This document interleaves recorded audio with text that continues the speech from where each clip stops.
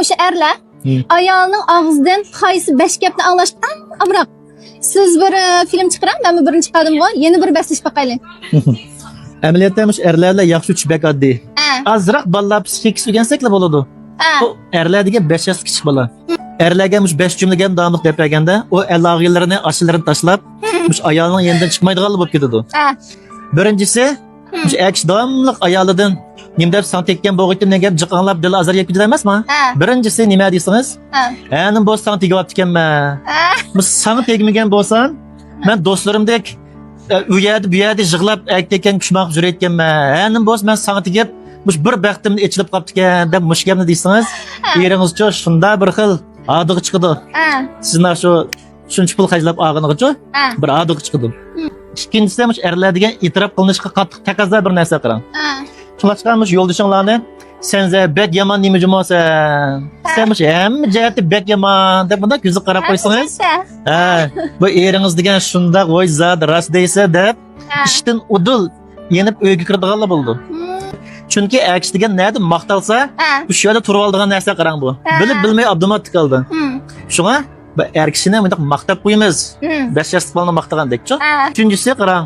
Mush el og'illarining ichida bir qarsamda kimsa eng salopatli ekansa, mush eng ziyoli, eng bilimdor, eng salopatli kishi sen kensan juma eri mush og'illarining orasida deb qo'ysangiz, eringizchi mush og'illardan bekroq sizni ko'ngil tadilgan bo'lib qoladi. Chunki bu akishdagi kichigimizdan tortib mushu og'illarimizdan beslashib qolamiz-chi, bilib bilmay. Ya igizki sekrashda, ya jiraqsi ishda bunda beslashadigan narsa bu.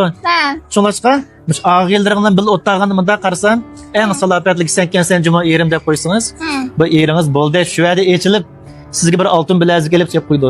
Xo'shalligida Dördüncüden eringizning jafosini e'tirof qilib bersanglar, bu eringiz deganlik tog' daryolarni ko'tirib, og'ini bilinishmay menga yuradigan narsa bu.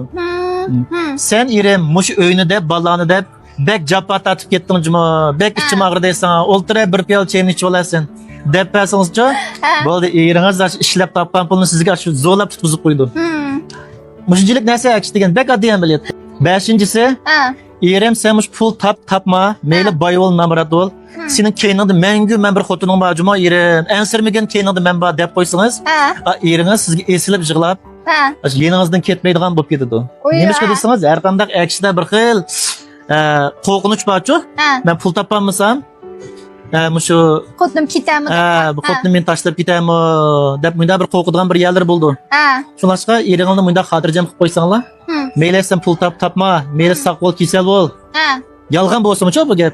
Men menga keyningda bor yerim ansirma deb qo'ysangiz, eringiz deganlik bunda xotin boya nima ish qilmaydi Allohda. Bo'ldi og'illarim qarsin deb udul. Bizning yanimizda sizlarnikim aralashib yashaydigan bo'lib ketadi. Shunlashqa mush erkaklar yaxshi uchishga azroq hamda muhabbatdan sirat azroq taktika, hunar kerak. Biz erimizni mushunday deb turib olsak, erimiz çok burun qanday bo'lishidan qat'iy nazar biz deganga o'zgarib qoladi. Buni shanxo deymiz-ku. Bu shanxo degan psixologiyada ras mavjud ilmiy asos va narsa bu. Shu. Shunlashqa bir minnatdor odamningki eri uni minnatdor qiladigan bo'lib qoladi. Qaqshaydigan odamning eri uni qaqshtadigan bo'lib qoladi oxirida.